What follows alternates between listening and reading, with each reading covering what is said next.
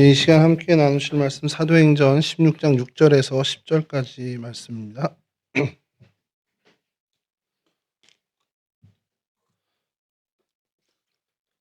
사도행전 16장 6절에서 10절까지 말씀 저랑 한 절씩 교독하시겠습니다. 성령이 아시아에서 말씀을 전하지 못하게 하시거늘 그들이 부르기아와 갈라디아 땅으로 다녀가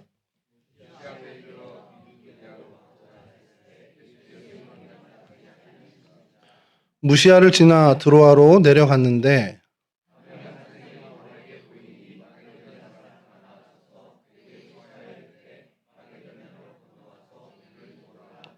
함께 하시죠. 바울이 그 환상을 보았을 때 우리가 곧 마게도냐로 떠나가기를 힘쓰니 이는 하나님이 저 사람들에게 복음을 전하라고 우리를 부르신 줄로 인정함이로라. 아멘. 오늘 저희가 살펴볼 성경의 장소는 드로아입니다. 드로아는 귀에 익은 도시이긴 한데요. 위치를 먼저 좀 보여드리고 시작을 해야 될 것 같습니다. 첫 번째 사진을 좀 보여주시면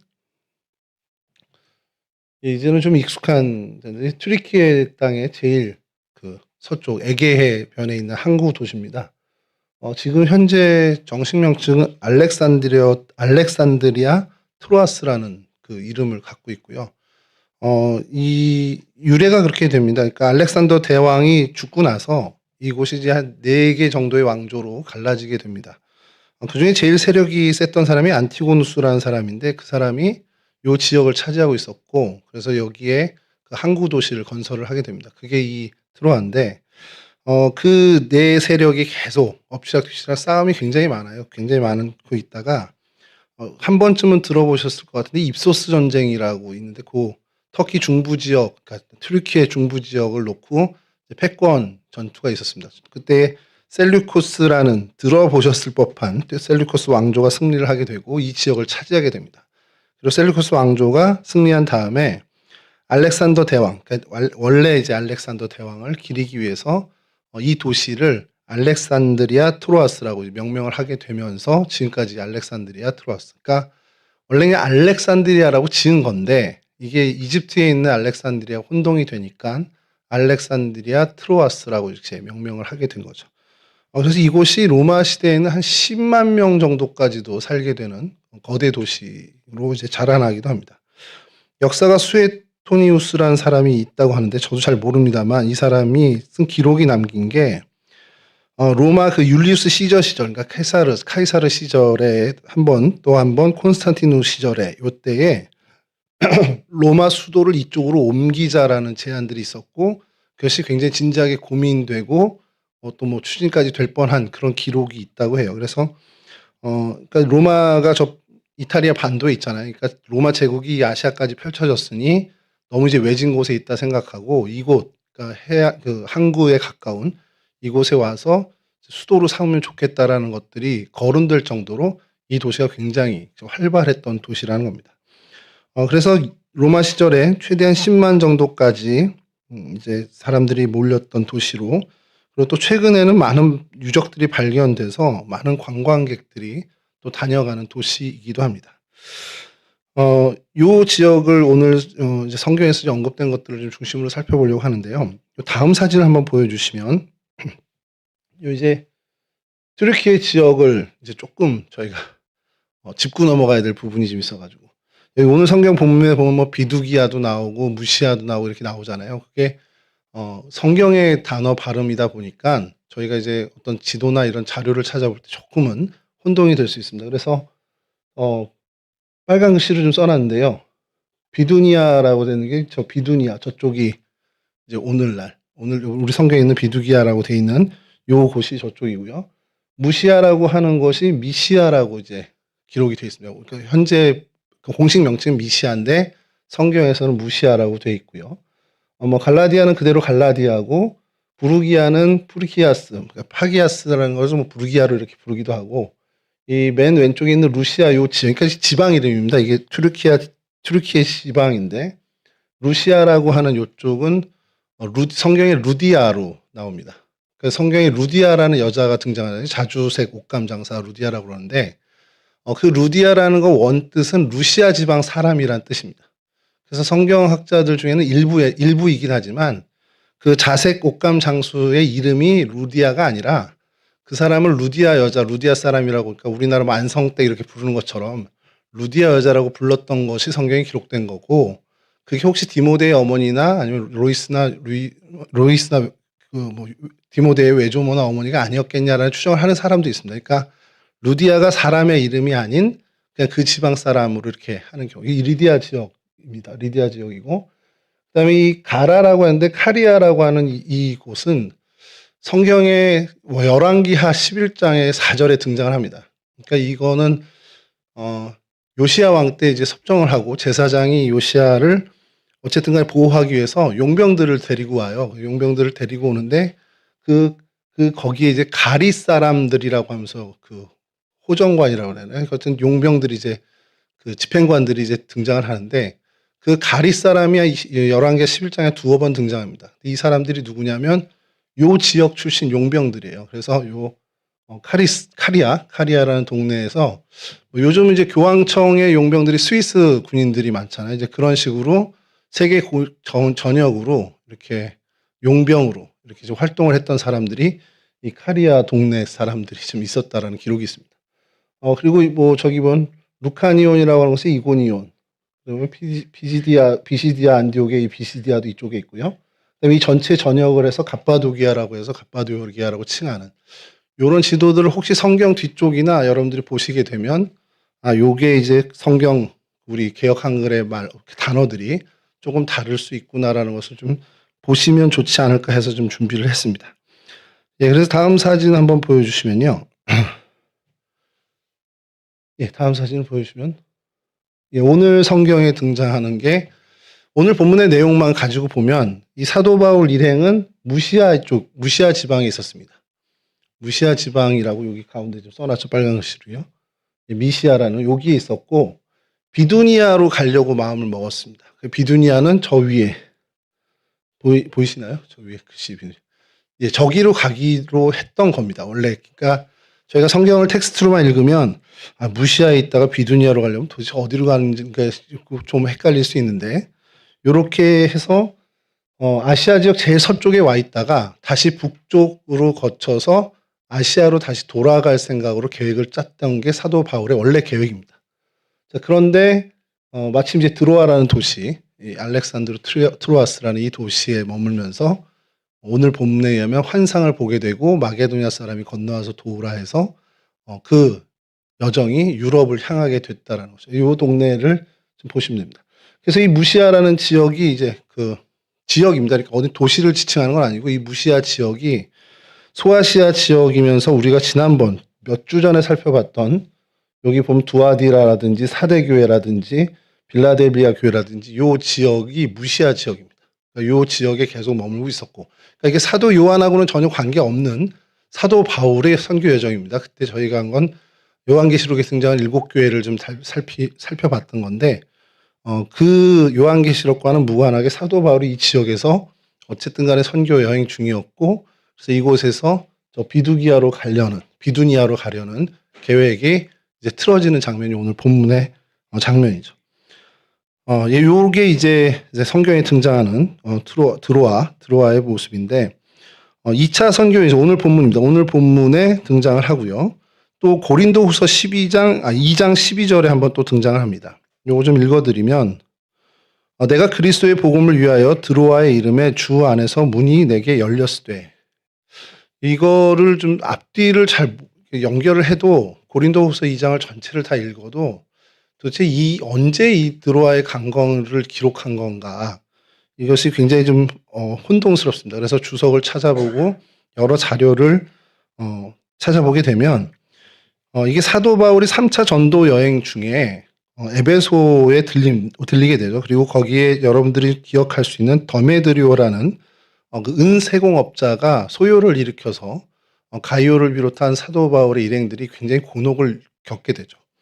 그때 이제 성경학자들의 해석은 그때 은세공업자들의 그 폭동으로 인해서 에베소에서 급히 드로아로 잠깐 피신을 한 그 일을 요때로 보고 있는 겁니다. 그래서 드로아에 이르러서 주 안에서 문이 열렸다라는 그런 어떤 편지를 이제 고린도 교회에다 보내는 그런 장면으로 보고 있고요. 그래서 이 드로아에 총 몇 번 사도 바울이 들렸냐라고 한다면 2차 선교 여행, 오늘 본문에 있는 2차 선교 여행 때 무시아 지방에 갔다가 마게도니아로 넘어가는 요때 한 번 드로아에 들렸고, 두 번째는 이제 지명은 정확히 언급은 되지 않지만 3차 전도 여행 때 소아시아에 세웠던 교회들을 둘러보면서 마게도니아로 건너가는 그때에 이 드로아를 한번 또 들린 것으로 역사학자들은 이해하고 있고, 세 번째로는 오늘 좀 이따 살펴보겠지만 사도행전 20장에 유두고 사건을 여러분들 기억할 겁니다. 거의 2회 동안 이 드로아에 머물면서 강론을 하고 그곳에 2층에서 이제 유두고가 떨어져서 죽게 되는 걸 소생시키는 그 장면인데, 그때 이제 그거는 다시 이게 귀국길에 오르던 여정에서 드로아를 들렸던 때 벌어졌던 일입니다. 그래서 총 3번의 세 차례의 이 드로아에 방문한 것으로 성경학자들은 이해를 하고 있습니다. 그래서 이 성경에 오늘 고린도후서, 이건 이제 3차의 전도 여행 중 에베소에 있었던 은세공업자 폭동을 해서 잠시 피난했을 때에 갔던 것으로 보고 있고요. 그리고 디모데후서 4장 13절인데 네가 올 때에 내가 드로아 가보의 집에 둔 겉옷을 가지고 오고 또 책은 특별히 가죽 종이에 쓴 것을 가져오라. 요거는 성경학자들은 이제 귀국길에 드로아에 들렸을 때 그때의 이야기를 디모데에게 전하는 것으로 이제 보고 있습니다. 이렇게 이제 성경에 등장을 하고요. 그리고 이제 사도행전 20장에 3차 귀국길이죠. 3차 여행을 끝내고 귀국길에 이제 사도행전 20장에 드로아에 이제 들리게 된 요 부분에서 또 드로아가 언급이 됩니다. 사도행전 20장 1절에서 6절인데요. 좀 길지만 좀 읽어드리겠습니다. 소요가 그침에 바울은 제자들을 불러 권한 후에 작별하고 떠나 마게도니아로 가니라. 그 지방으로 다녀가며 여러 말로 제자들에게 권하고 헬라에 이르러 거기 3달 동안 있다가 배 타고 수리아로 가고자 할 그때에 유대인들이 자기를 해하려고 공모함으로 마게도니아를 거쳐 돌아가기로 작정하니 3차 전도여행을 갔다가 이제 돌아오는 이제 귀국길을 이야기하는 겁니다. 그래서 4절이 이어지면서 아시아까지 함께 가는 자는 베레아 사람 브로의 아들 소바도와 데살로니가 사람 아리스다고와 세군도와 더벳 사람 가이오와 및 디모데와 아시아 사람 두기고와 드로비모라. 그들이 먼저 가서 드로아에서 우리를 기다리더라. 우리는 무교절 후에 빌립보에서 배로 떠나 닷새만에 드로아에 있는 그들에게 가서 2회를 머무니라. 일부는 먼저 배를 타고 드로아에 가고, 그다음에 이 누가와 바울 일행은 후에 빌립보에서 배를 타서 닷새만에 드로아에 도착해서 이들을 다시 만납니다. 그리고 거기서 2회 동안 머물게 되는 그 여정을 사도행전 20장에서 이야기하고, 이때 드로아가 한 번 더 등장을 합니다. 자, 거기서 이제 일이 발생하는데요. 이어진 7절부터 이렇습니다. 그 주간의 첫날에 우리가 떡을 떼려 하여 모였더니 바울이 이튿날 떠나고자 하여 그들에게 강론할새 말을 밤중까지 계속하며 우리가 모인 윗다락에 등불을 많이 켰는데 유두고라 하는 청년이 창에 걸터 앉아 있다가 깊이 졸더니 바울이 강론하기를 더 오래 하며 졸음을 이기지 못하여 3층에서 떨어지건을 일으켜 보니 죽었는지라. 바울이 내려가서 그 위에 엎드려 그 몸을 안고 말하되 떠들지 말라 생명이 그에게 있다 하고 올라가 떡을 떼어 먹고 오랫동안 곧 날이 새기까지 이야기하고 떠나니라. 사람들이 살아난 청년을 데리고 가서 적지 않게 위로를 받았더라. 예, 이제 바울이 유두고를 살리는 그 장면이 등장을 합니다. 요것을 가지고 오늘 좀 말씀을 좀 나눠볼까 하다가 유두고 살아난 거가 그렇게 뭐 선교 역사에 그렇게 큰 획을 긋는 사건은 아닌 듯하고, 오히려 오늘 읽은 본문 마게도니아로 건너가게 된 2차 선교 여행 때 마게도니아로 건너가게 된 것이 훨씬 더 이 기독교 역사에 큰 좀 전환점이 되지 않았나 싶어서 사실 그 본문을 이제 선택을 하고 그 본문을 가지고 말씀을 나누려고 이제 준비를 했습니다. 유두고 이 부분은요, 좀 다음에 한번 좀 기회가 되면 좀 한번 좀 말씀을 좀 나누고 싶은데, 바울이 이렇게 많은 그 선교지를 돌아다니면서 계속해서 사람들에게 하나님 말씀을 전하고 또 그 강론하고, 그리고 오늘 이제 유두고에 요 살펴봤지만 가서 뭐 잠깐 앉아가지고 한두 시간 전한 게 아니라는 겁니다. 요 집회라고 하면 집회인데 요런 모습을 본 것처럼 그냥 몇 날이고 며칠이고 그냥 계속해서 하나님의 말씀을 서로 듣고 찬송하고 이렇게 집회가 이어갔다라고 좀 보시면 됩니다. 그런 일들이 좀 일어났고 그럼에도 불구하고 이제 그 체력적으로 버티지 못해서 그랬는지 유두고라 하는 그 젊은이가 창가에 걸터 앉았다가 이제 죽음을 당하게 됐는데 그것도 하나님께서 다시 살리시는 놀라운 일들을 이제 보여주는 일이 있었습니다. 여기까지 저희가 좀 보고요. 그다음에 제가 준비를 하다가 이제 여러 자료들을 보는데 이 드로아 인근에 있는 그 몇 도시가 있거든요. 근데 그중에 여러분 잘 알고 있는 트로이라는 도시가 있습니다. 그 트로이 목마할 때 하는 거기가 여기서 20여 킬로밖에 되지 않거든요. 그래서 여기도 좀 자료가 있으면 좋겠다라는 생각을 하고서 여러 이제 블로그랑 카페를 찾아보는데 어느 분이 딱 적절하게 여기도 들리고 트로이도 들린 그 사진을 올렸더라고요. 그래서 '야 이 친구 참 생각이 비슷하네.'라고서 들어가서 봤는데 이름이 너무 익숙한 거예요. 그래서 '이상하네.' 했더니 교회 이름이 남매감리교회라고 돼 있어서 '이게 뭐지?' 하고서 작성자를 봤더니 김경희라고 돼 있더라고요. 그래서 '우리 몰래 갔다 왔구나.' 그래서 갔더니 한 몇 년 전에 이제 다녀와서 올린 거를 이제 좀 찾게 됐습니다. 그래서 좀 이따 좀 사진을 보여 드릴 텐데 요 근처에 많은 일들이 있었습니다. 그러니까 사도 바울이 이 드로아를 중심으로 저희가 성경에서 드로아, 유두고, 드로아, 마게도니아 갔었지 고런 정도 외에 좀 몇 가지가 있는데 그중에 한 가지를 좀 소개하려고 하는 것이 사도행전 20장 13절에서 15절 요 말씀을 좀 들려 드릴게요. 우리는 앞서 배를 타고 아소에서 바울을 태우려고 그리로 가니 이는 바울이 걸어서 가고자 하여 그렇게 정하여 준 것이라. 바울이 아소에서 우리를 만나니 우리가 배에 태우고 미둘레네로 가서 거기서 떠나 이튿날 기호 앞에 오고 그 이튿날 사모에 이르고 또 그 다음날 밀레도에 이르니라. 제 귀국 여정을 설명하는 겁니다. 근데 독특하게 그 아소가 어딘지 모르지만 이 일행들은 배를 타고 아소로 가는데 사도 바울은 나 걸어갈래 이렇게 얘기를 한 거죠. 요즘 같으면은 그런 정서가 좀 쉽죠. 야 버스 타고 가자, 지하철 타고 가자 했는데 나 걸어야 돼. 하도 안 걸어서 힘들어. 그래서 걷자. 이렇게 되면 그래 건강 때문에 걷는구나 이렇게 생각을 하는데 이 당시에는 그런 상황은 아니잖아요. 근데 왜 이 길을 걸었을까? 뭐 아직까지도 성경학자들은 답을 못 내고 있습니다만 여하튼 이 일이 2000년이 지난 지금에 조금은 신선한 여파가 생기게 돼서 그걸 좀 소개하려고 합니다. 지도를 좀 보여드리면요. 다음 가운데가 드로아입니다. 알렉산드리아 트로아스라고 드로아 항구고요. 그 위에 저 빨간 곳이 트로이입니다. 그러니까 트로이 목마 사건이 있었고 그리고 그곳에 이따 사진을 마지막에 잠깐 보여드리겠지만 트로이 목마도 있는 그 지역이고 지금 보려는 건 그게 아니라 남쪽에 아소스라고 돼 있는 이곳이 성경에 오늘 지금 읽은 사도행전 20장의 아소라는 곳입니다. 이제 귀국길을 가서 이곳에 머물고 아소에서 이제 또 배를 타고 계속 이제 예루살렘으로 돌아가야 되는데 항구니까 배 타고 가는 게 훨씬 더 유리하죠. 그렇게 가야 되는데 바울은 이제 이곳을 걸어갔다라는 기록이 있습니다. 그래서 그 다음 사진 보여주시면 이거는 이제 아소에서 그러니까 그 드로아에서 아소까지 어떻게 걸어갔을까를 이제 찾아본 겁니다. 그래서 제가 그린 건 아니고요. 여러 자료들을 찾아서 많은 성경 고고학자들이 찾아낸 길입니다.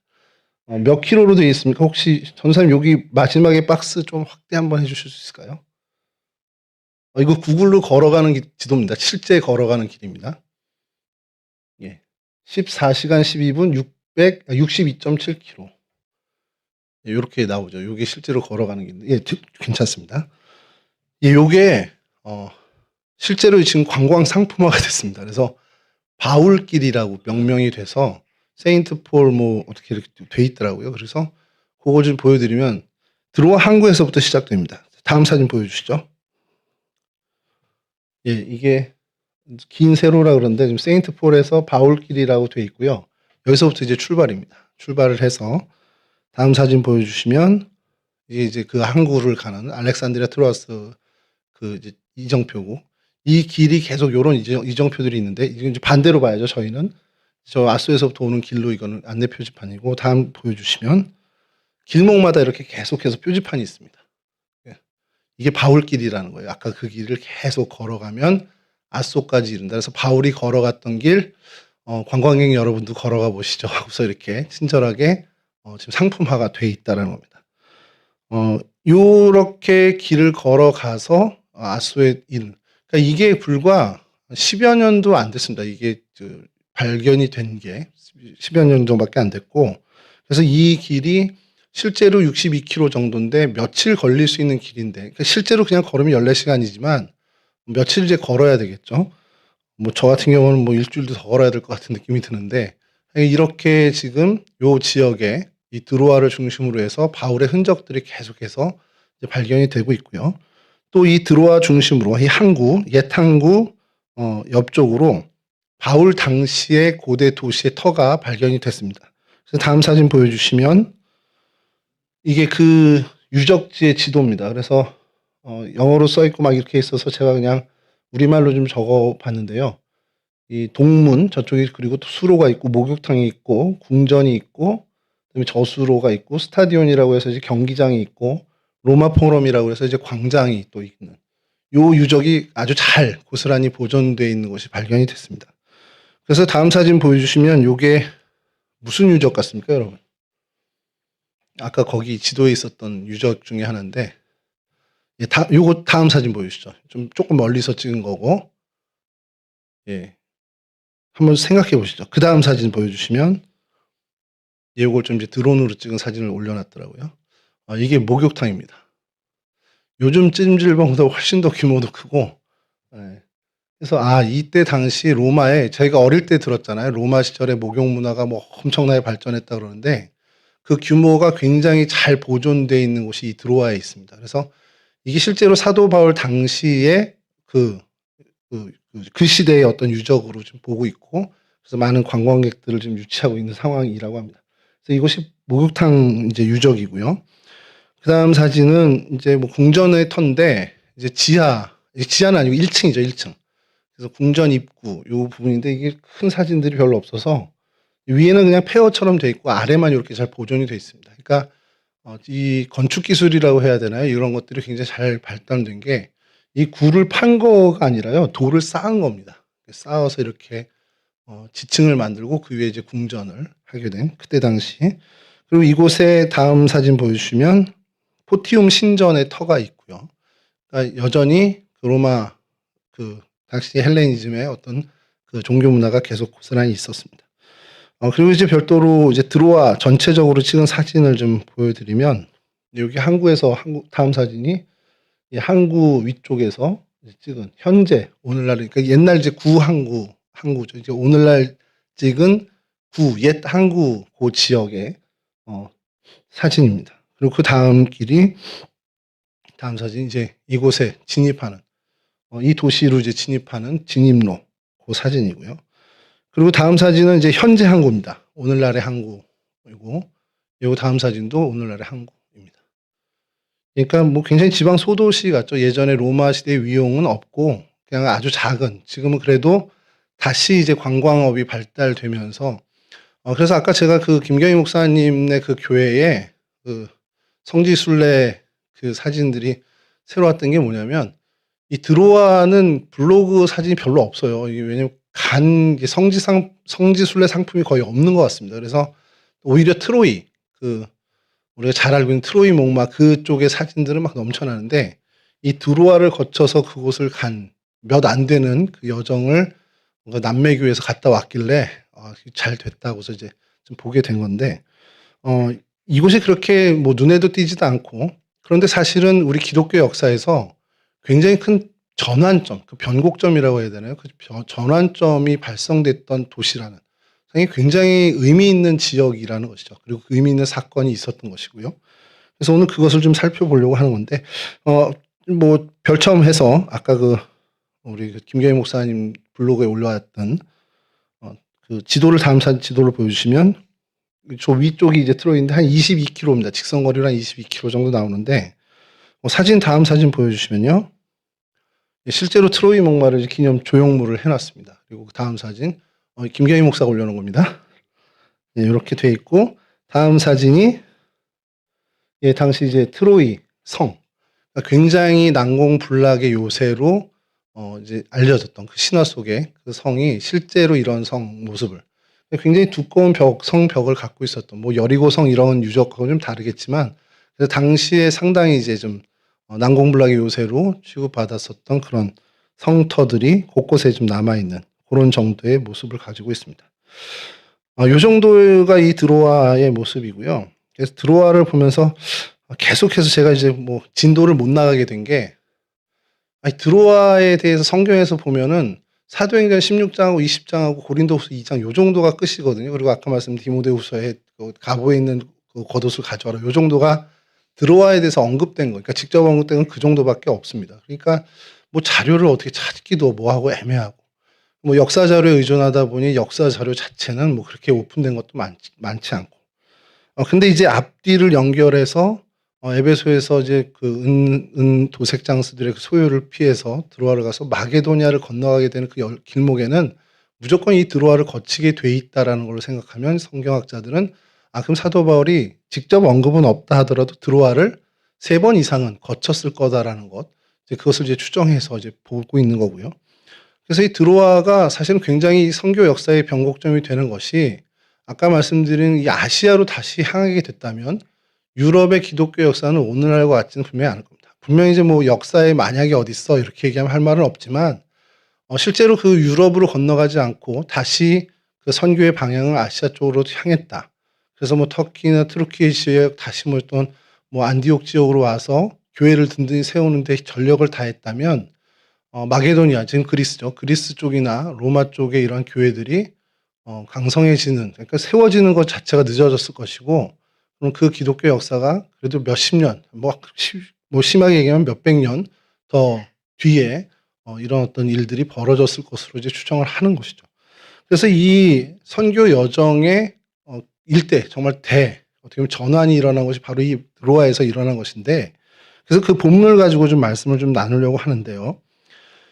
다시 한번 제가 6절과 7절을 좀 읽어드리면 성령이 아시아에서 말씀을 전하지 못하게 하시거늘 그들이 부르기아와 갈라디아 땅으로 다녀가 무시아 앞에 이르러 비두니아로 가고자 애쓰되 예수의 영이 허락하지 않은지라. 뭐지 좀 이제 입체적으로 들리시죠? 그들이 부르기아에서 갈라디아 땅 아까 보셨던 갈라디아 땅으로 와서 거기서 이제 무시아 해변 쪽으로 왔죠. 해변 쪽으로 와서 그 앞에 이르러서 비두니아 북서쪽에 있는 비두니아 쪽으로 가고자 애쓰는데 그게 계속 계획이 차질을 빚었다라는 그 설명입니다. 그리고 그때 이제 무시아 지역에 드로아에서 이제 밤에 머물고 있었던 그때에 일어났던 일이 오늘 읽은 본문이죠. 저희가 사도행전을 그냥 저희 선교단 어릴 때 이제 대학 다닐 때 선교단에서 했던 얘기 뭐 성령행전 이렇게 한참 불렀던 기억이 있습니다. 그러니까 그만큼 이제 성령의 역사다라고 이제 사도행전에서 이야기하는 건데 그것이 저희가 뭐 동의할 수밖에 없는 것이 모든 선교의 과정과 역사가 성령 하나님이 주관하시는 것을 저희는 다 인정을 합니다. 그러니까 이게 내가 결정한 거고 내가 한 것이라고 겉에 드러나는 건 그렇지만 실제로 성령 하나님이 주관하셨다라고 저희는 고백을 하고 또 사실 그게 맞다라는 것이죠. 드로아에서 유럽을 향하게 된 이 선교의 전환 역시도 마찬가지로 하나님이 주체셨다라는 겁니다. 바울은 아시아를 가기를 원했습니다. 그러니까 바울의 개인적인 생각은 아시아 쪽을 가기를, 그러니까 비두니아를 비롯한 아시아 쪽을 섬기고자 하는 마음을 갖고 있었어요. 그래서 그쪽에서 이제 그리로 가려고 하는데 오늘 읽은 본문 말씀처럼 성령께서 계속 막으셨다는 겁니다. 그러니까 예수의 영이 계속 허락하지 않는다라는 것. 그것을 이제 사도 바울이 느끼게 됐다는 겁니다. 그러던 중 하나님께서 바울에게 환상을 보여주셨는데 이게 참 어렵습니다. 이 드로아라는 이 도시 이름 자체가 관통하다라는 뜻을 갖고 있습니다. 여러분 영어 단어에 through 있잖아요. 그게 여기서 이제 출발을 한 겁니다. 그래서 통과하다, 관통하다인데 이게 이제 이곳에서 일어났던 그 환상을 보게 됐다는 데서 환상이 자꾸 우리 생각을 가두는데 이 환상이 원어로는 호라마라는 뜻입니다. 호라마라는 단어인데 이 단어는 원래 호라오에서 출발한 단어입니다. 그러니까 이게 우리처럼 그냥 막 뭐 몽환적인 어떤 그렇게 해서 환상을 보는 그 단어가 아니라 깨닫게 하다, 일깨우다, 인식하다라는 이 호라오라는 단어에서 출발해서 호라마, 실제적인 것을 명확하게 보다라는 그런 의미를 갖고 있어요. 그러니까 우리말로 대처할 것이 없어서 환상 이렇게 했지만 아주 명시적으로 뚜렷하게 본 요런 뜻을 갖고 있습니다. 그러니까 하나님께서 사도 바울에게 꿈에서라고 우리 자꾸 생각하는데 그 꿈에서라기보다 무언가 모르지만 사도 바울로 하여금 명확하게 인식할 수 있게 하나님이 마게도냐 사람을 등장시키고 그래서 건너와 도우라는 그 이야기를 건넸다는 거죠. 그러니까 이제 사도 바울에게 있어서 그에게 가장 직관적이고 그의 영적인 부분을 가장 잘 호소할 수 있는 가장 좋은 방법으로 하나님이 사도 바울에게 말씀을 하셨다라고 보시면 됩니다.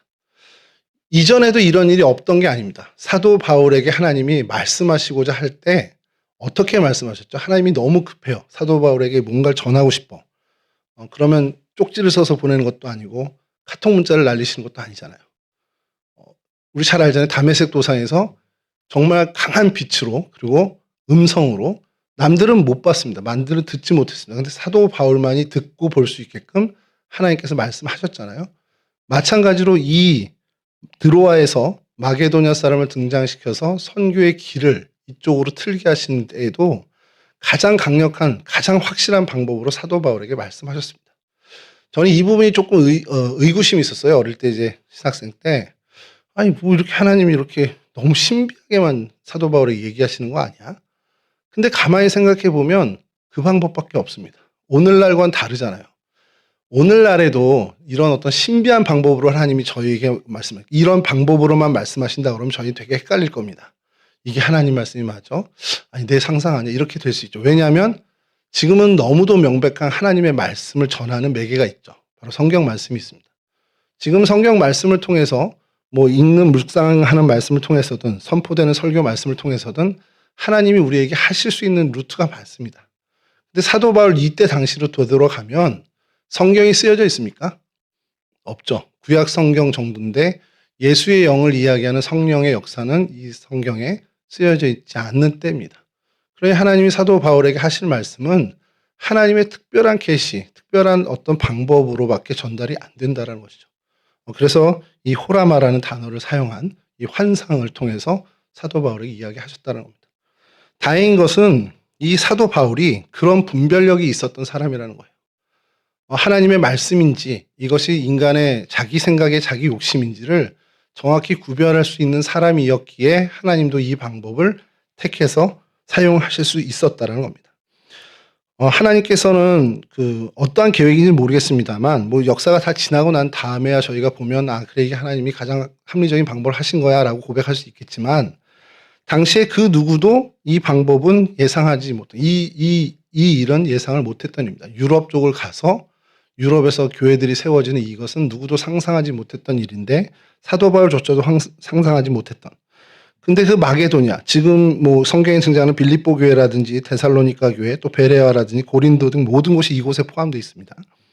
이곳에 교회를 세우는 것을 하나님은 계획하셨고 그것을 사도 바울을 통해서 일하시고 싶어 하셨습니다. 그래서 사도 바울에게 그에게 가장 적절한, 가장 확실한, 가장 효율적인 방법으로 하나님의 뜻을 전했다라는 것이죠. 그리고 사도 바울은 그것을 정확히 하나님의 말씀으로 알고 그래서 오늘 본문의 마지막 절처럼 확신하고 그래서 곧바로 마게도냐를 향해 나가게 됩니다. 이 본문을 보면서 저희는 역시나 선교의 역사는 하나님이 주체시다. 하나님이 이 모든 복음에 관련된 일을 하나님이 하시는 거다라는 것을 저희들이 다시 한번 깨닫죠. 그러면서 저희들이 생각해야 되는 것은 그럼 오늘 저희들이 행하는 우리들의 사역, 우리들의 신앙생활 여기에도 이 원칙은 똑같이 적용돼야 한다는 것을 생각해야 된다는 겁니다.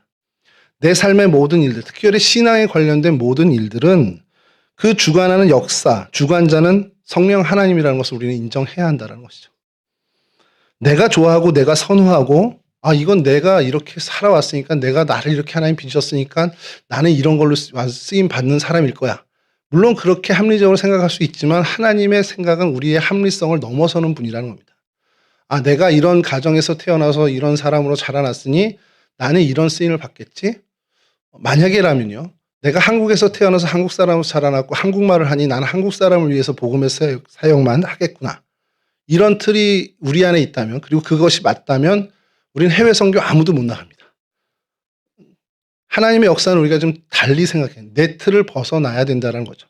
그래서 우리의 신앙, 우리가 복음을 전하건 아니면 우리의 신앙의 여정이건 우리의 순례자의 그 모든 길 걸어가는 모든 것들도 하나님의 주권, 성령의 주권을 우리는 인정하고 나가야 되는 그러한 믿음으로 우리가 가야 한다는 거예요.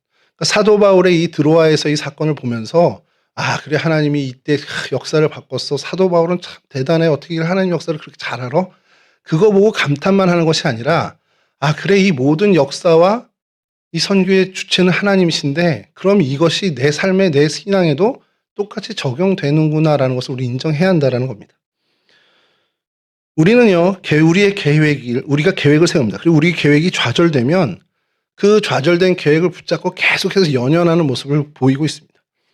이게 왜 안 됐지? 그러면서 계속 복귀하고 또 이게 시행착오다라고 생각하면서 다음엔 잘해야지 하고서 계속 생각을 하고 또 다음을 대비하기도 합니다. 그래서 상상을 해봤어요. 사도 바울도 그럼 그랬을까라는 생각입니다. 사도 바울이 계속해서 비두니아로 가는 길을 하나님 예수의 영이 막으셨어요. 근데 그가 예수의 영이 막았다는 것을 인지하지 못하고 일이 왜 자꾸 잘 안 되지?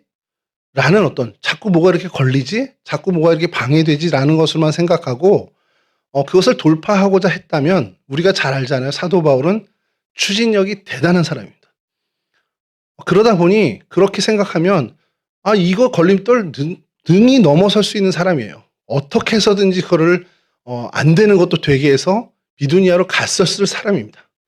그만큼 사도 바울은요, 엄청난 추진력의 사람이라는 거예요. 만약에 그걸 우리가 전제한다면 그는 이 비두니아로 가는 일이 막혀지고 어떤 상황적으로 안 되는 것들을 어떻게든 해결해서 갔었을 겁니다. 근데 그가 추진력이 좋은 사람인 것만큼 그에겐 제동력이 있었던 사람이라는 겁니다. 그래서 이것이 하나님이 막으시는 거고 주님께서 멈추라 하시는 것이라면 그의 뛰어난 추진력만큼 뛰어난 제동력으로 그것을 멈출 수 있는 사람이었다는 거예요. 이게 사도 바울의 정말 최장점이라는 겁니다. 우리가 뭐 그의 열정, 그 열의를 보잖아요. 정말 몇십만 킬로라고 그러더라고요. 그 사도 바울이 선교여행을 한 것이. 지금 비행기를 타고 다니는 이 시절에도 감히 따라갈 수 없는 그 거리라고 해요. 그 정도로 열정가라고 우리는 생각하고 있는데 그만큼 그는 멈춰설 수 있는 제동력을 가진 사람이었다는 것도 우리는 간과해서 안 된다는 것이죠. 그것이 사실은 이 드로아에서 드러난 그의 정말 장점의 모습이라는 겁니다. 예수의 영이 허락하지 않았을 때 그는 기다리고 참고 하나님의 뜻을 물을 줄 아는 사람이었다는 겁니다. 그것은 그 안에 이 모든 것이 하나님이 주권이다. 하나님이 주관하신다는 것을 믿는 철저한 신뢰가 있었기 때문이라는 것이죠. 우리가 성경에서 보잖아요. 초대교회의 모든 성령의 역사, 베드로가 3,000명을 회개시켰던 일들, 스데반의 순교로 인해서 교회가 흩어지는 모든 일들, 그리고 또 사도 바울 당사자가 변화돼서 하나님의 사람으로 변화되는 그 모든 일들도 하나님께서 하신 일이라는, 인간의 어떤 계획이나 인간의 어떤 방법으로는 도저히 이룰 수 없는 일이라는 걸 우리는 잘 알고 그 사건들을 보면 아, 이건 하나님만이 하실 수 있는, 하나님이 주관하셨다라고는 고백할 수밖에 없습니다. 이러한 어떤 진지한 신앙의 확실한 원칙, 이것을 사도 바울은 갖고 있었다는 거예요.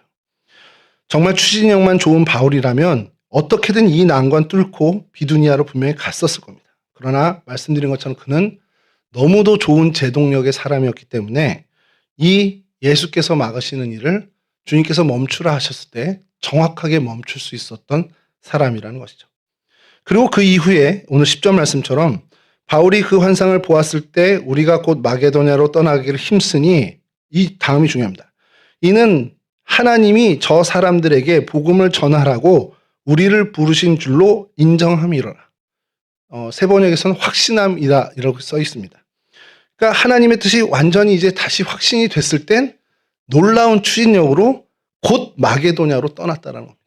그러니까 그 추진력은 상실된 게 아니라 여전히 그 추진력은 가지고 있었고, 그러나 그 추진력을 제어할 수 있는 제동력도 갖고 있었던 사람이라는 겁니다.